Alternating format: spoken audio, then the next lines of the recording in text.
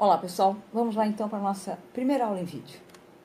E hoje o nosso assunto é a questão de recrutamento, seleção, processos, variáveis envolvidas, como ele ocorre, o que vem acontecendo no desdobramento nos anos, como as coisas vão ocorrendo dentro das organizações, o que tem de novo, o que vem surgindo, como a gente vem trabalhando e como as organizações vêm tendo olhar sobre esse processo. Então, e quando a gente fala de recrutar e selecionar? Recrutar é uma coisa simples? Não. Selecionar também não. É uma grande responsabilidade, precisa de planejamento? Sim, com certeza precisa de planejamento. Imagina você definir as pessoas que estão indo para uma organização. E qualquer organização escolhe as pessoas para que elas fiquem um tempo determinado, que elas façam uma carreira, que elas produzam, que elas deem um retorno em cima daquilo que foi aplicado. Ninguém contrata alguém para ficar 2, 3 meses, um mínimo de tempo. E para isso são envolvidas várias técnicas, desde avaliações, testes, os processos de entrevistas, tudo que envolve realmente esse processo. Hoje se vê muita questão já do vídeo, desde o processo de recrutamento, entrando também na seleção. E quando a gente fala desses processos, o que vem a ser diferente? O recrutar, na verdade, é atrair. É a forma com que as empresas vão para o mercado de trabalho, atrair os profissionais que lá estão. Com anúncios, sejam eles escritos, hoje a grande fatia coloca anúncios online, tem a questão das indicações de profissionais também, várias as formas de buscar esses profissionais. Quando a gente vai buscar os profissionais, dizer o que a gente, enquanto organização, precisa, a gente está recrutando. Quando que eu passo para a seleção?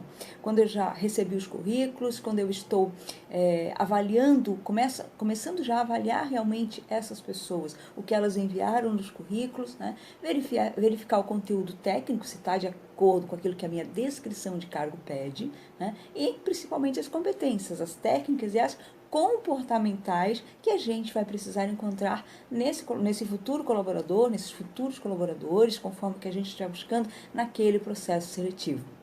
Então a gente vê vários conceitos, não só para o processo de recrutamento, e todos vão dizer que na verdade, colocar as mensagens para que as pessoas cheguem até a organização.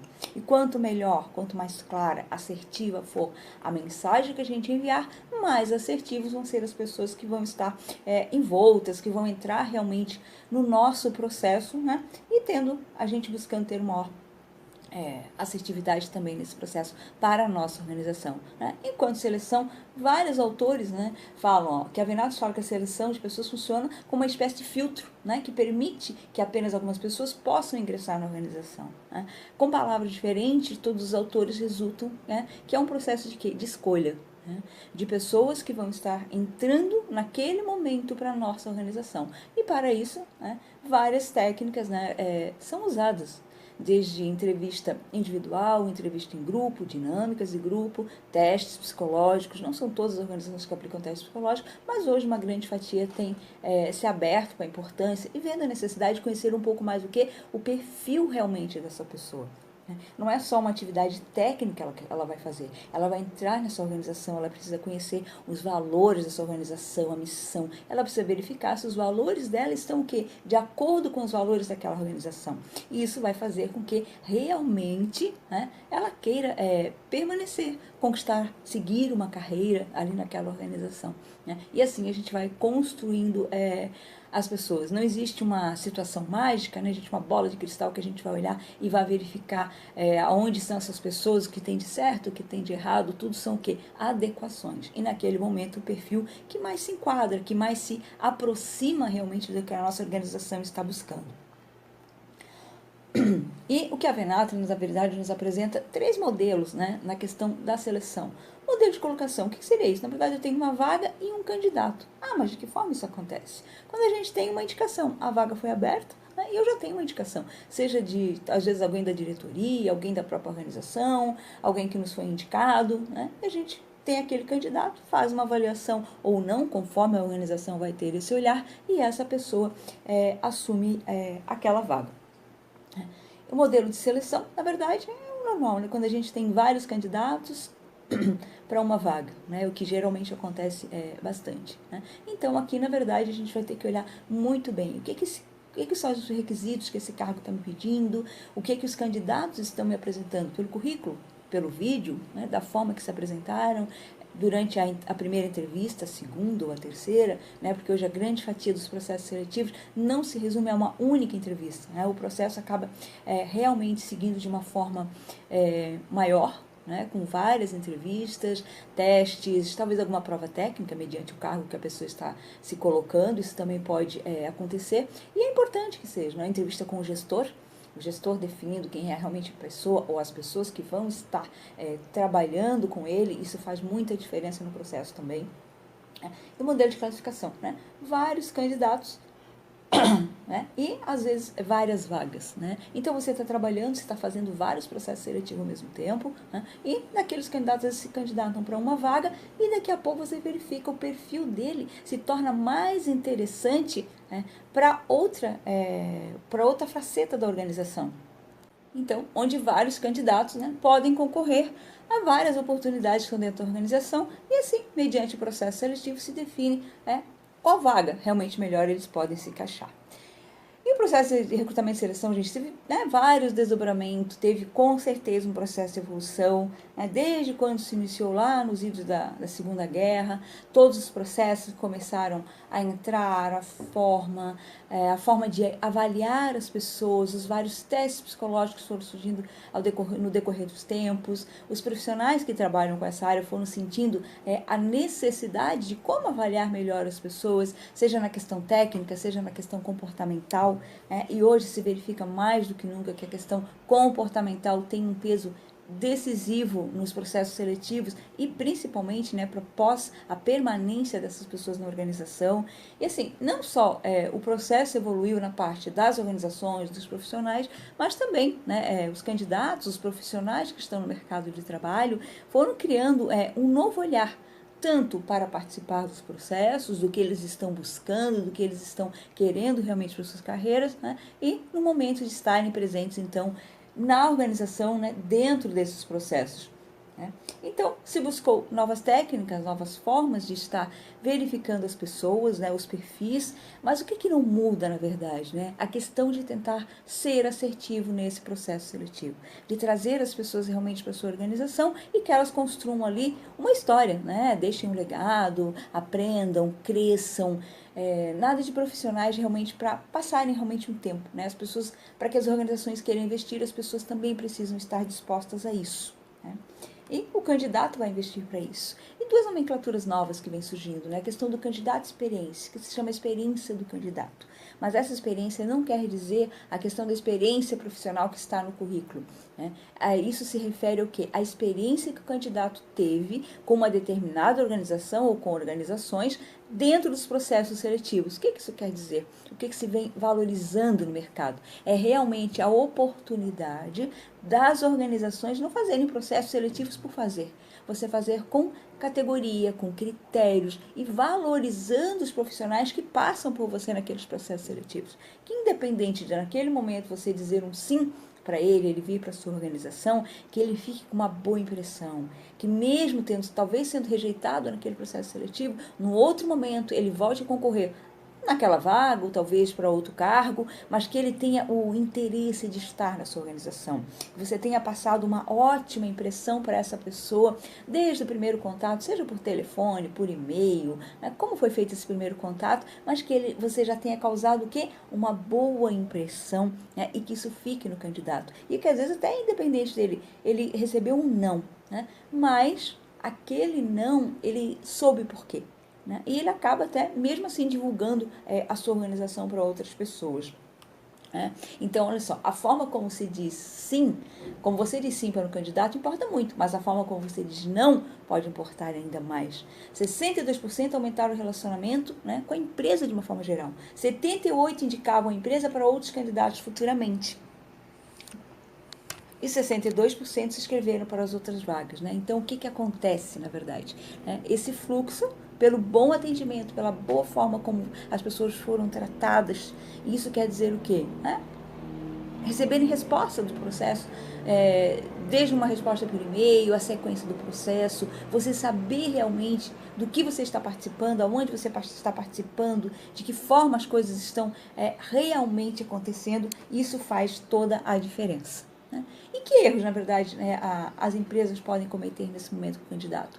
Informações, instruções pouco claras, né, gente? Isso desde o anúncio, a forma como você lê um anúncio já te diz muito daquela organização, o que você pode esperar, né? Desde a clareza de o que você vai fazer, como vai acontecer, uma faixa salarial, benefícios, o que você pode esperar daquela organização. E às vezes as empresas já pecam no momento de fazer esse anúncio, a coisa já não fica tão boa, né? Excessos de etapas, né?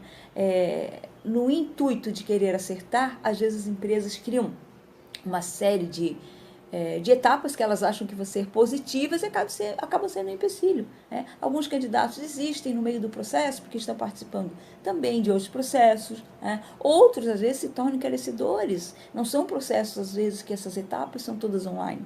Várias são presenciais. E, às vezes, dependendo do momento que você está passando, de quanto tempo você está sem recolocação, né, está buscando, talvez você não esteja tão bem financeiramente para dar tantos espaços, passar por tantas situações, né? Os testes ali, às vezes, mal colocados, né, gente? Aquilo que eu falei lá no início, a questão do planejamento. Então, planejamento é tudo, né? Não adianta eu querer pegar os mesmos testes para cargos diferentes, aplicar, né? E às vezes a pessoa diz, nossa, mas para que eu estou fazendo isso aqui? De que forma que isso aqui está me avaliando para realmente eu estar na organização, né? Então, saber o que eu estou exigindo, saber o que eu estou buscando para que o candidato tenha uma boa impressão realmente da minha organização, né? Dificuldade de falar com os recrutadores, realmente esse é um problema de comunicação.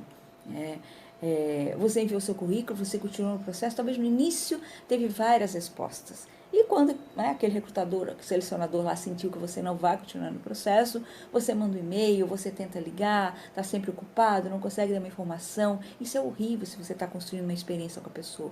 Dê um mínimo de uma resposta, né? Se você não tem certeza, a gente sabe que os processos dependem, às vezes, de uma diretoria, de outros gestores, e você fica com o seu processo parado sem opção. O que você faz? Dá um retorno, né? Olha, estamos com o processo parado por esses motivos, mas em breve conseguiremos dar um retorno, vamos te dar uma resposta. A pessoa ela quer uma resposta. Falta de feedback e meio de confirmação, né? Entrando também no processo da questão da resposta, da comunicação, que faz a diferença, a gente sabe isso, principalmente enquanto candidato, né? E esses descuidos com certeza vão fazer o quê? Vão causar uma péssima impressão, né? Talvez o candidato, ele não chegou no final do processo, ele estava tendo um bom andamento, mas até chegar no final do processo e ele receber um sim, talvez ele já esteja desgastado com a própria organização. E talvez lá no final, quando ele receber o sim, ele pode dizer, nossa, mas eu não quero mais. Talvez ele sentiu que o que estavam falando da organização, nos processos, realmente não se confirmou aquela impressão que eles estavam passando, né, gente? Então, isso é muito importante. E a gente fala também de employer brand. O que é employer brand, né? A gente fala de marca empregadora. Ah, mas isso é marketing? Na verdade, é um pouco do marketing dentro do processo de recrutamento e seleção. E como que isso funciona, né? Isso, na verdade, é uma outra ferramenta falando do employer brand, né? Então, na verdade, é construir construir uma marca, né? E uma marca que seja fortalecida, né? E por ações de estratégias feitas pelo RH junto com o marketing, e essa pessoa do employer brand, ela pode ficar no RH, pode ficar no marketing, né? Mas ela tem que entender desse processo, né? De unir as duas ações da forma como está acontecendo, né? Então, ó, ele cuida da reputação e até mesmo da identidade que o seu negócio tem ao realizar processos, não somente de recrutamento e seleção, para construir uma imagem invejável e única, né? Então, você vai fazer diferente. Ó, na prática, é um trabalho estratégico de posicionamento da empresa, passando uma imagem mais atrativa, de forma a exaltar qualidades e personalidade perante o público que possa vir a se tornar parte da equipe. E o que acontece, né, gente? Então, assim, eu vou construir essa imagem, mas o que ela tem que ser? Ela tem que ser verdadeira. Ela vai estar ligada à cultura dessa organização, à personalidade, como as pessoas agem, como as coisas acontecem, realmente como é o dia a dia, né? E o que acontece? Na verdade, o que eu divulgar tem que ser a realidade para que isso depois se verifique na prática, né? As pessoas no processo seletivo e principalmente aquelas que virem realmente, que se tornarem nossos colaboradores, né? Então, além de atrair um público-alvo de possíveis candidatos, o Employer Brand também colabora para o aumento de excelência dos atuais colaboradores. Por quê? O Employer Brand ele não vai estar atuando só na busca, no atrair essas pessoas e no processo seletivo. Ele vai ter uma grande participação das pessoas que estão internamente. Quando eu tiver, uma das estratégias vai ser o quê? Eu usar os colaboradores que já atuam na organização, e eles vão dar o quê? Eles vão dar testemunho, eles vão ajudar a atrair novos colaboradores. Porque eles, sentindo isso e sabendo aonde estão, valorizando aonde eles estão, eles também vão ser uma ferramenta de atração. E quanto mais eu reforço a minha marca, eu melhoro também enquanto organização. E quando eu melhoro enquanto organização, eu melhoro para aqueles que eu vou trazer e para aqueles que estão realmente no mercado buscando. Quais os benefícios, então, que nos traz o Employer Brand? Menores custos e tempos de recrutamento. Se eu tenho um processo bem planejado, bem assertivo, eu já ajo sobre a marca, eu já tenho processos estruturados que vão trazer essas pessoas querendo realmente ficar na organização. Então, eu vou ter um menos tempo, atrair pessoas mais alinhadas já com os valores, a missão, a visão da minha organização. Então, isso também já vai me diluir um pouco desse tempo.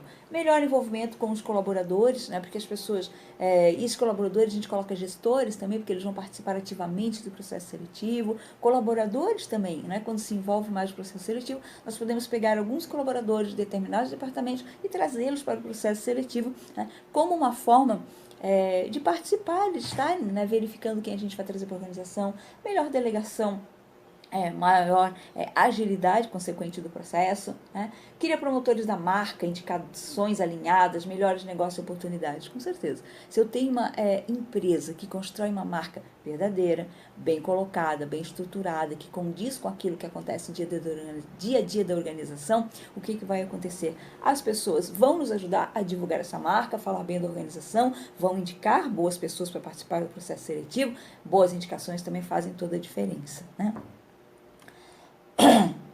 E algumas dicas de como colocar o Employer Brand na prática. Elaborar uma estratégia clara, gente, isso tem que ser bem posicionado. O que a gente deseja alcançar com o Employer Brand? É só trazer bons candidatos? Eu quero que isso vai agir no meu planejamento de carreira também, o planejamento também do negócio, colocar metas, gente, como tudo que a gente fala na questão do planejamento, todo planejamento precisa de metas, a gente precisa medir o que a gente está fazendo para saber se eu estou indo no caminho certo ou não. E é um trabalho que leva tempo e esforço, sim. Se você já tem uma marca estruturada e você vai fazer ajustes, mesmo assim, não é uma coisa que se discute da noite para o dia e que você faz um fechamento, distribui algumas atividades e vai colocar em prática. Não. As coisas têm que ser bem construídas, tem um alinhamento interno, com RH, marketing, diretoria, todas as pessoas envolvidas, isso ser construído, bem elaborado para ser colocado em prática. Análise do seu quadro atual. Então, realmente, a gente tem que olhar o que a gente está tendo no nosso processo de recrutamento e seleção que realmente, dependendo, não está dando certo. Os nossos colaboradores internos estão satisfeitos, não estão satisfeitos? Que ferramentas nós vamos utilizar para saber o que o nosso público interno está pensando? E fazer uma boa análise realmente do que a gente está colocando em prática, se está dando certo ou não. Separar o perfil desejado, com certeza. Eu tenho que ter um perfil muito bem descrito do que eu quero para determinados cargos, e não só para os cargos em si, mas para a minha organização. Independente do cargo, o que eu preciso que as pessoas que vêm para a minha organização realmente estejam apresentando, gente? Então, isso é muito importante. Pensar na cultura, em todos os valores, isso é fundamental. E quanto mais detalhado realmente for o perfil que estiver traçado, melhor vai ser a procura por esse candidato ideal. Criar estratégias voltadas para os seus candidatos ideais também. Criar atrativos, para o tipo de pessoas que nós queremos atingir. E você vai mostrar a empresa de uma melhor forma em relação com os outros naquele perfil.